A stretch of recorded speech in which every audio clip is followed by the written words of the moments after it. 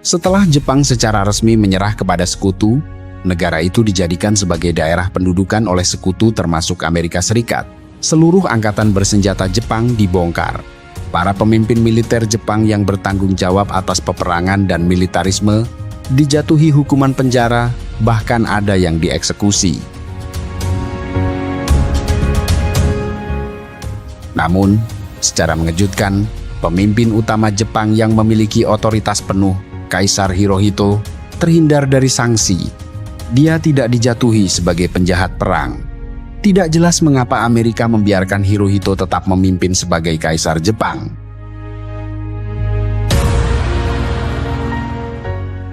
I therefore commend Japan's proposal for the renunciation of war. Ini adalah cerita tentang Jepang pasca Perang Dunia yang dipenuhi dengan drama dan intrik politik. Menariknya, kita akan menyaksikan bagaimana negara yang dulunya hancur itu bisa bangkit kembali, bahkan mencapai status negara yang maju. Lalu, mengapa Kaisar tidak mendapatkan hukuman? Bagaimana keadaan Jepang setelah mengalami kehancuran? Dan siapa yang memiliki peran penting dalam proses pembangunan dan kebangkitan Jepang?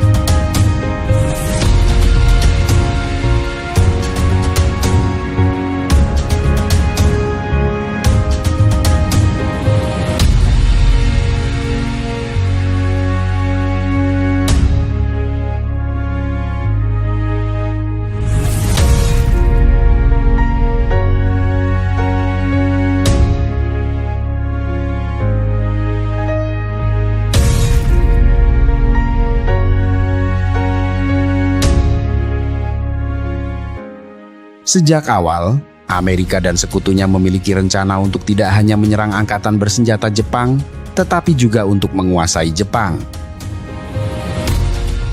Mereka berniat melakukan serangan serta invasi besar-besaran terhadap Jepang dengan menggunakan kode operasi Dawnfall yang dijadwalkan berlangsung pada 1 November 1945.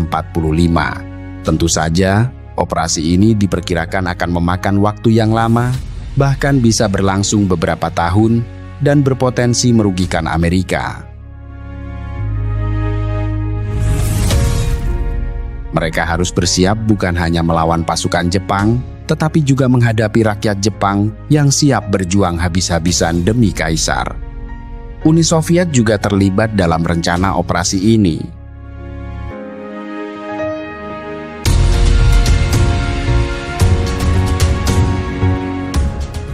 Namun, pada akhirnya, rencana tersebut dibatalkan. Kenapa? Pada bulan Juli 1945, Amerika berhasil melakukan percobaan bom atom di New Mexico. Setelah itu, mereka tidak lagi berencana untuk menginvasi Jepang. Sejak saat itu, Amerika memutuskan untuk menjatuhkan bom atom ke tanah Jepang. Pada 6 Agustus 1945, bom atom dijatuhkan di Hiroshima, dan 3 hari kemudian, bom yang sama kembali dijatuhkan di Nagasaki.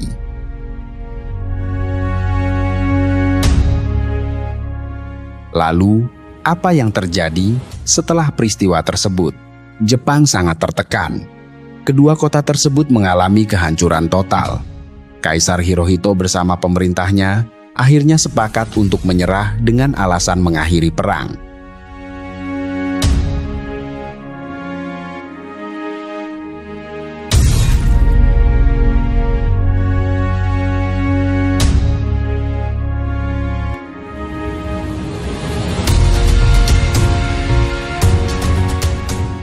Informasi ini telah diterima oleh pihak Amerika untuk memantau penyerahan Jepang serta pendudukannya. Pada tanggal 14 Agustus 1945, Presiden Amerika Harry S. Truman mengangkat Jenderal Douglas MacArthur sebagai panglima tertinggi dari kekuatan sekutu yang biasa dikenal dengan sebutan ESCAP. ESCAP akan mengurus semua aspek dalam reformasi dan membangun kembali Jepang di bawah pendudukannya.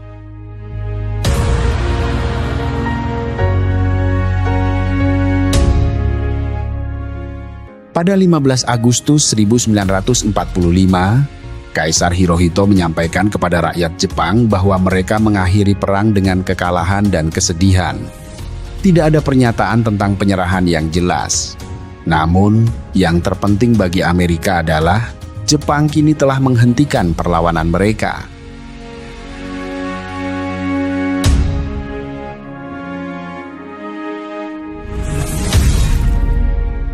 Hiroku Nakamoto, aku tidak percaya. Tuhan kami telah menyerah kepada musuh. Semua orang merasa hancur. Apa yang tersisa? Hanya keluarga yang kehilangan tempat tinggal, anak-anak yang terpisah dari orang tua mereka. Kini negara tercinta kita telah ditaklukkan oleh orang-orang kulit putih dari barat. Menuruti perintah Kaisar, seluruh angkatan bersenjata Jepang menyerahkan senjata mereka.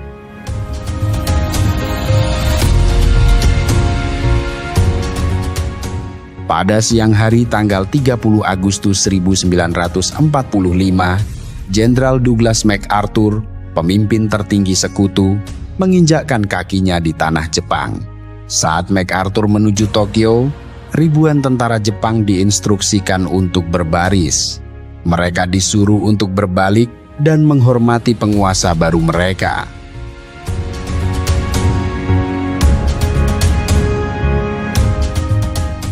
Pada 2 September 1945, di atas kapal USS Missouri, Jepang secara resmi menyatakan menyerah.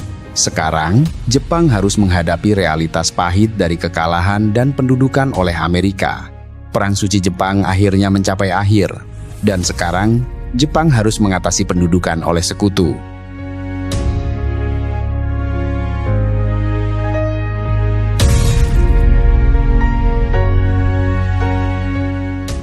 Berita mengenai runtuhnya kekaisaran menyebar luas ke berbagai belahan dunia. 6 juta tentara dan warga sipil Jepang dari daerah jajahan mereka kembali ke tanah asal. Ini bukanlah waktu yang menggembirakan. Mereka dalam kondisi panik karena akan dihadapkan dalam peradilan oleh pihak sekutu. Mereka diteriakkan sebagai penjahat perang. Mereka akan menghadapi hukuman di pengadilan internasional. Tidak jelas apakah mereka akan dipenjara atau dihukum mati.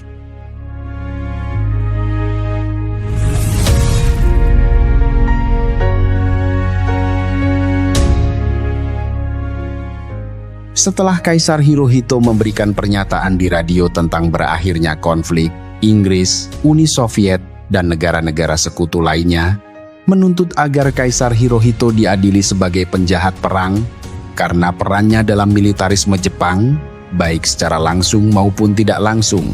Sebagai penguasa Jepang, Kaisar memiliki otoritas penuh.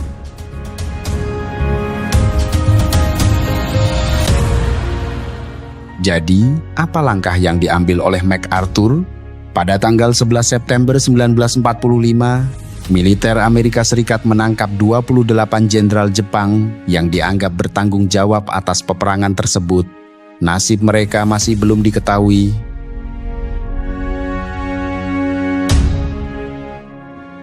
Pada 19 Januari 1946, MacArthur mengumumkan berdirinya International Military Tribunal Fares atau IMTFI. Seperti pengadilan Nuremberg yang menghukum penjahat perang di Eropa, tugas IMTFI adalah sebagai lembaga hukum yang memberikan vonis pada semua pelaku kejahatan perang. Kali ini, IMTFI mengadili 28 perwira tinggi Jepang. Selain itu, mereka juga menangkap sekitar 4.500 tentara Jepang. Proses pengadilan berlangsung selama beberapa bulan. Tidak diketahui siapa yang akan dipenjara dan siapa yang akan dihukum mati.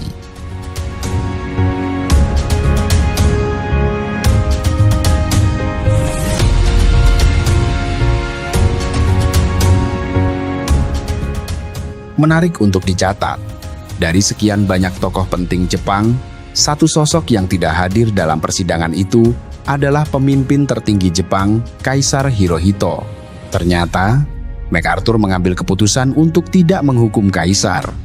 Pada saat itu, banyak surat dari warga Jepang yang diterima di kantor Jenderal MacArthur selaku pemimpin eskap. Salah satu isi dari surat tersebut berbunyi, "Kepada Jenderal MacArthur yang terhormat, dalam negara kami, Kaisar berada di atas Tuhan. Apabila sesuatu yang buruk menimpa yang mulia, kami akan kehilangan arah hidup kami. Jika yang mulia dihadapkan di pengadilan, banyak orang Jepang akan merasakan kebencian yang mendalam terhadap semua warga Amerika. Melalui petisi ini yang saya tulis dengan penuh ketulusan,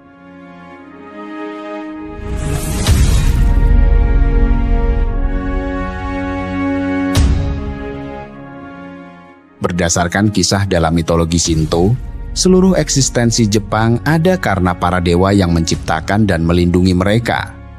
Salah satu dari dewa tersebut memiliki keturunan. Garis keturunan inilah yang mengalir dalam darah para kaisar Jepang. Masyarakat Jepang percaya bahwa kaisar bukan hanya sekedar pemimpin, tetapi juga dewa yang harus mereka jaga demi perdamaian. MacArthur menyadari betul bahwa orang Jepang sangat setia kepada kaisarnya. Dia percaya jika Hirohito dihukum mati atau dijatuhi sanksi, maka akan terjadi reaksi keras yang bisa berujung pada revolusi atau bahkan perang. Tentu saja, hal ini akan mengganggu tujuan utama Amerika Serikat di Jepang, yaitu mengubah Jepang dari masyarakat feodal yang bermiliter menjadi masyarakat modern yang demokratis dan berpandangan pro-barat.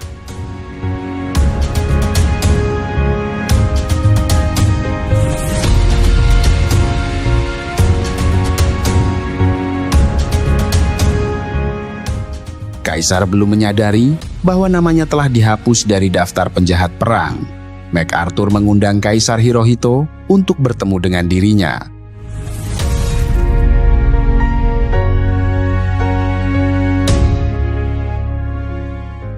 Pada 27 September 1945, dengan pengawalan yang ketat, Hirohito tiba di Kedutaan Besar Amerika Serikat di Tokyo. Para pejabat Amerika menyambut kedatangannya. Selanjutnya, MacArthur mengajak Hirohito ke ruangan khusus. Mereka melakukan percakapan selama 40 menit. Kaisar Hirohito menyatakan kesediaannya untuk bertanggung jawab atas perang. Ia tidak mengetahui bahwa MacArthur telah menghapus namanya dari daftar penjahat perang. Tindakan kaisar ini semakin mengesankan MacArthur. Jenderal MacArthur, dia adalah seorang kaisar yang mewarisi tahtanya. Namun sesaat kemudian, aku menyadari, aku berhadapan dengan seorang pria terhormat dari Jepang yang pertama kali kutemui. Setelah itu, dilakukan sesi foto antara Hirohito dan MacArthur. Mereka berpose sebanyak 3 kali. Dalam gambar tersebut, Kaisar Hirohito berdiri dengan tegap. Sementara itu, MacArthur tampak lebih santai dan sedikit membungkuk. Foto-foto ini kemudian tersebar dan menyebabkan reaksi besar di kalangan masyarakat Jepang.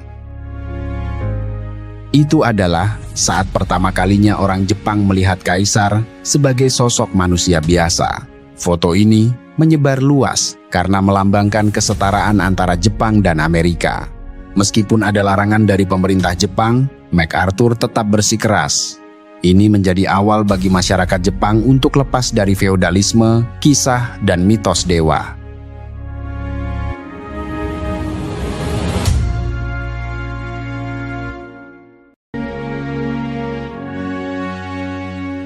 Untuk melindungi kaisar, tuntutan dari pengadilan internasional ditujukan kepada pihak komando lapangan. Ini berarti bahwa yang diadili bukanlah kaisar, melainkan para pemimpin militer yang memimpin setiap pertarungan.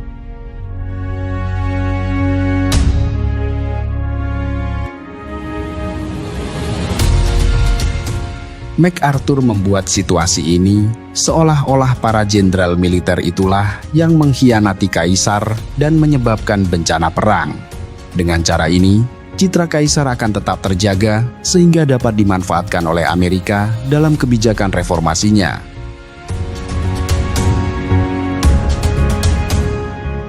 Sebagai balasannya, Hideki Tojo yang pernah menjabat sebagai Menteri Perang dan Perdana Menteri Jepang dijadikan sebagai pihak yang bertanggung jawab atas kejahatan perang, menggantikan posisi kaisar.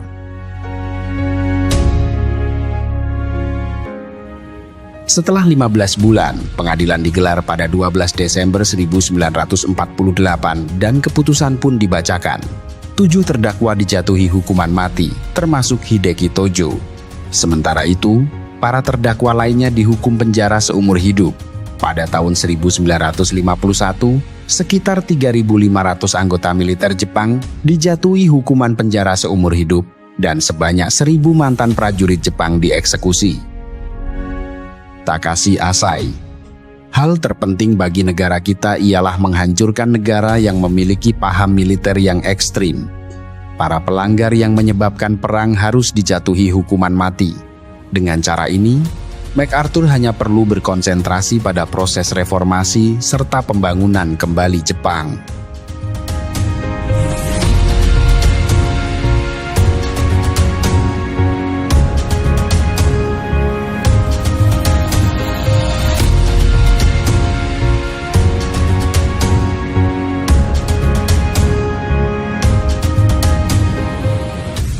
Pada 1 Januari 1946, Kaisar Hirohito memberikan pidato yang menolak apa yang ia sebut sebagai mitos dan legenda yang telah menciptakan pandangan yang salah, yaitu bahwa kaisar adalah sosok yang sakti atau ilahi.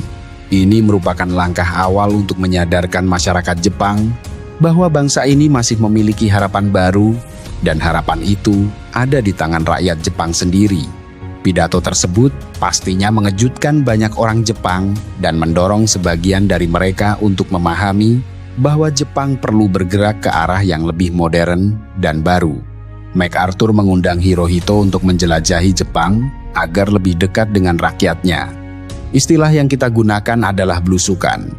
Hirohito pernah berkunjung ke Nagasaki.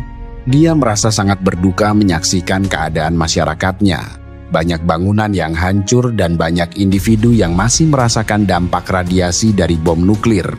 Pengangguran melanda secara luas, inflasi naik drastis, dan kelaparan menjadi masalah utama mereka.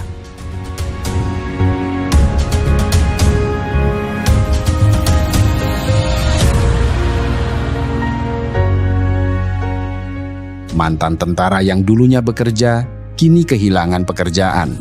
Terdapat 13 juta warga Jepang yang tanpa pekerjaan dan menderita. Kebanyakan dari mereka hidup di bawah reruntuhan bangunan yang rusak. Yoshitaka Kojima. Para pemuda akan tertawa karena kita berada dalam kondisi yang sangat miskin. Orang-orang tanpa pekerjaan terlihat di mana-mana. Bahkan ada yang meninggal karena kelaparan. Hirohito menyerahkan pemulihan kepada pemerintahannya dan tentunya juga kepada pihak SCAP.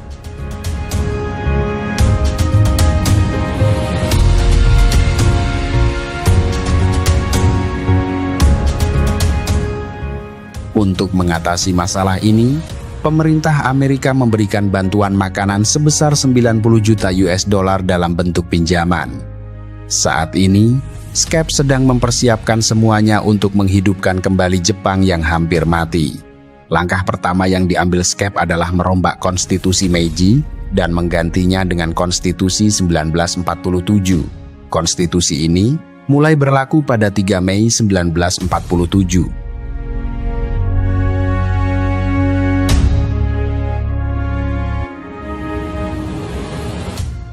Richard Polly, anggota SCAP, kami menyusun draft konstitusi ini dengan diam-diam. Ya, kami tidak memiliki ahli di bidang tersebut, namun ini adalah tugas besar yang harus kami laksanakan. Kami hanya ingin memastikan bahwa kaisar tidak hanya menjadi simbol semata, tetapi kami juga tidak ingin memberinya kekuasaan secara penuh. Masyarakat Jepang memperdebatkan isi dari konstitusi ini. Mereka melihat ini sebagai produk dari Barat, bukan sebagai budaya Jepang asli. Sesuai dengan konstitusi yang dibuat pada tahun 1947, Jepang diizinkan untuk mengatur urusan dalam negerinya sendiri. Hirohito tetap sebagai kaisar, tetapi bukan sebagai penguasa ilahi. Ia berfungsi sebagai lambang negara dan persatuan rakyat Jepang. Sejak saat itu, kekuasaan kaisar bertransformasi menjadi sistem monarki konstitusional dan demokrasi parlementer. Salah satu ketentuan dalam konstitusi tersebut menggarisbawahi bahwa Jepang harus melepaskan kemampuan militernya untuk berperang. Sebagai alternatif, Jepang diizinkan untuk membentuk pasukan bela diri Jepang yang hanya ditujukan untuk tujuan pertahanan. Dalam situasi darurat, pasukan Amerika juga akan hadir untuk memberikan bantuan kepada Jepang. Tujuan utama dari ketentuan ini adalah untuk membatasi kemungkinan kebangkitan militerisme Jepang di masa depan. Meskipun banyak penolakan dari kelompok konservatif, pada akhirnya ketentuan dan konstitusi 1947 disahkan.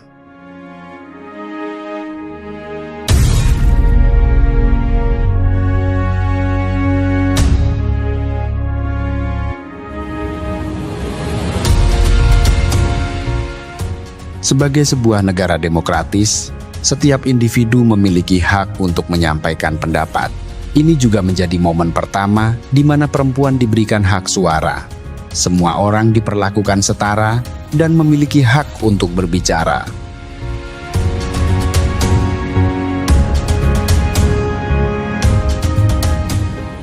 Kebebasan berekspresi menginspirasi munculnya budaya populer Jepang dengan pengaruh Barat, termasuk lagu-lagu baru, tarian anyar, dan film-film baru.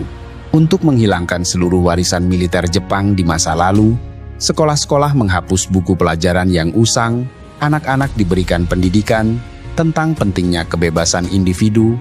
Selain itu, ajaran-ajaran kaisar yang bernuansa mistis dan legenda juga dihapuskan.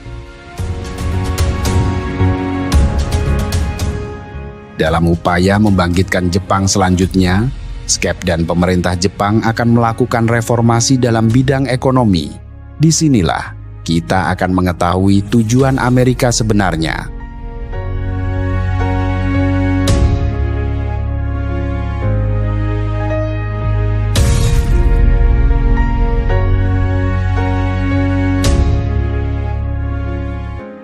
Ketika mencoba untuk mereformasi Jepang, langkah pertama yang diambil Amerika adalah membubarkan kelompok-kelompok besar yang menguasai perdagangan dan ekonomi Jepang yang dikenal sebagai Zaibatsu. Tujuannya adalah agar pasar di Jepang tidak dikuasai oleh segelintir kelompok tertentu.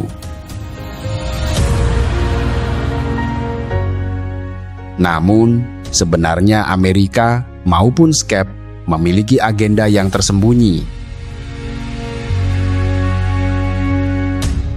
Tujuan tersebut tidak lain adalah untuk menyebarkan ideologi kapitalisme di Jepang. Ada alasan yang kuat di baliknya. Pada dekade 1950-an, Cina berada di bawah kendali Mao Zedong yang berhaluan komunis. Oleh karena itu, demi kepentingan di tengah ketegangan Perang Dingin, Amerika harus mencegah Jepang jatuh ke tangan komunisme. Selain itu, pembubaran Zaibatsu membuat banyak tenaga kerja menjadi menganggur.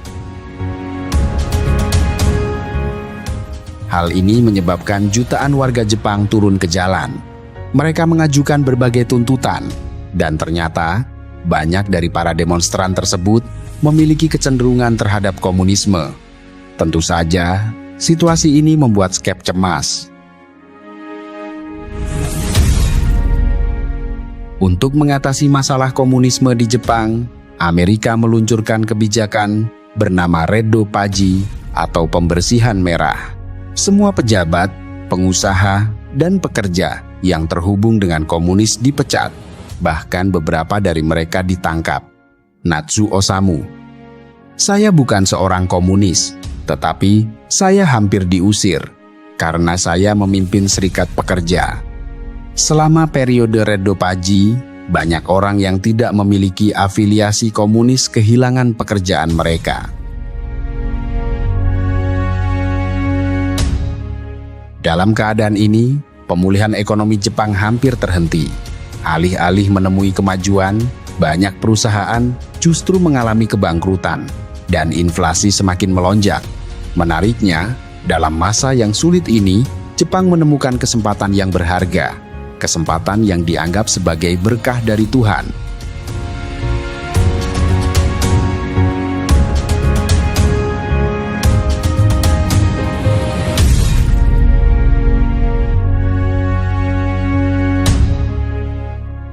Perang Korea.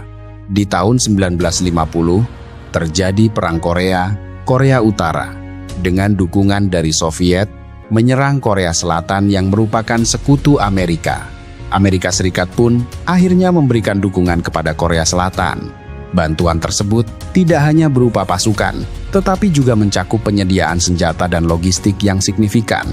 Awalnya, AS mengirimkan bantuan senjata dan bahan logistik langsung dari tanah air mereka.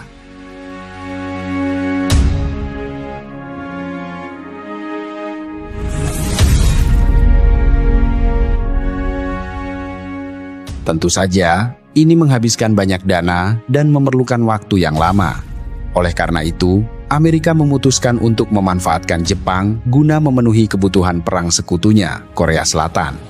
Mereka berencana menjadikan Jepang sebagai basis produksi. Jepang diminta untuk memproduksi senjata dan amunisi. Dalam situasi ini, Jepang mendapatkan keuntungan besar. Amerika memesan semua kebutuhan perangnya dari Jepang. Tadashi Rimuru. Perang Korea tidak hanya memberi dorongan pada ekonomi Jepang, tetapi juga mengakibatkan rakyat Jepang melupakan sejarah tindakan mereka terhadap Asia selama Perang Dunia Kedua.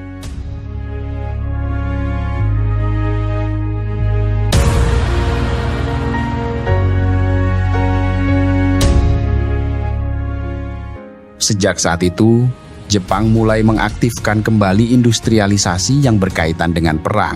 Dari sini, Jepang memperoleh keuntungan yang sangat besar.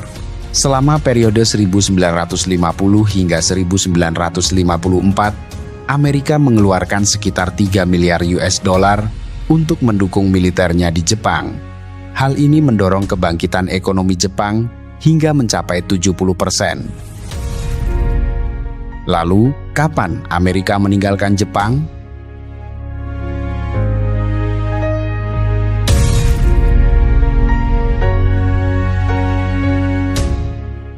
I therefore commend Japan's proposal for the renunciation of war to the thoughtful consideration of all of the peoples of the world. Setelah 6 tahun AS menduduki Jepang pada 8 September 1951 di California, sebuah perjanjian yang disebut Perjanjian San Francisco ditandatangani. Dalam perjanjian tersebut, Jepang dan AS setuju bahwa Amerika akan segera menghentikan okupasi dan mengembalikan kedaulatan penuh kepada Jepang.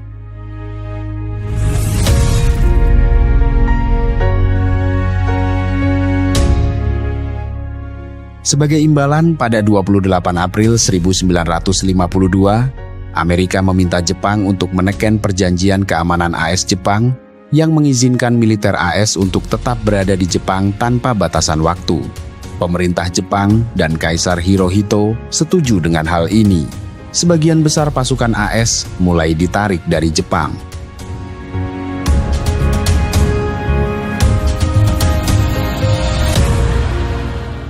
Kesepakatan ini menandai akhir dari intervensi militer AS dan sekutunya di pemerintahan Jepang. Sekarang, Jepang sedang bersiap untuk memajukan ekonomi negaranya sendiri.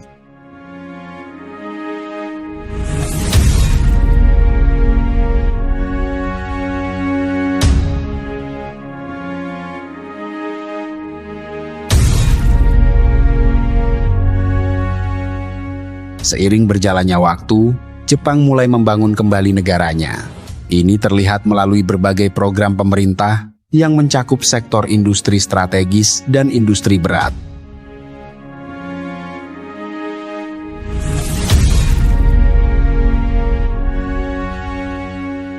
Untuk mencapai semua program tersebut, Jepang sangat bergantung pada 3 elemen utama, yaitu pemerintah, konglomerat atau keiretsu, dan masyarakat. Pertama, mengenai fungsi pemerintahan. Dalam usaha untuk memperbaiki kondisi ekonomi Jepang, Menteri Perdagangan dan Industri Jepang memusatkan perhatian pada sektor industri berat seperti otomotif, peralatan elektronik rumah tangga, dan lainnya. Disinilah peran krusial antara bank-bank lokal dan Bank Sentral Jepang berkolaborasi untuk menyediakan dana bagi industri di negara tersebut. Bahkan, Perdana Menteri Jepang Ikeda Hayato memberikan pengurangan pajak, mendorong ekspor, dan memperkuat jaminan sosial bagi warganya.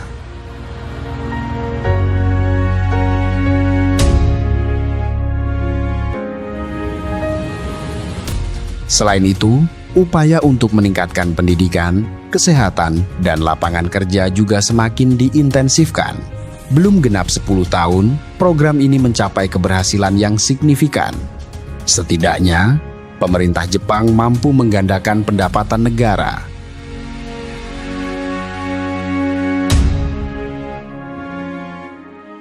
Kedua, fungsi organisasi konglomerat atau zaibatsu. Sebelumnya, zaibatsu telah dibubarkan. Kini, pertumbuhan ekonomi Jepang membawa mereka kembali ke dunia industri dan ekonomi. Zaibatsu yang kemudian dikenal sebagai keidetsu mulai berkompetisi dan berkolaborasi antar kelompok untuk mengembangkan industri mereka masing-masing. Ini semakin meningkatkan perekonomian Jepang, membuka lebih banyak lapangan kerja, dan mempercepat produksi elektronik.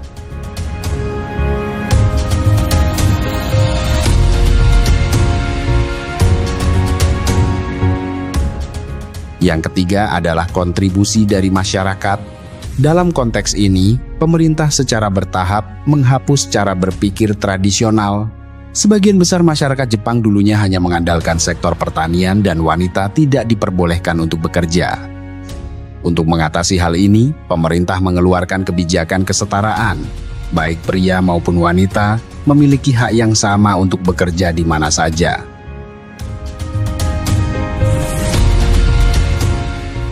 Masyarakat Jepang yang selama ratusan tahun bergantung pada pertanian mulai beralih ke sektor industri.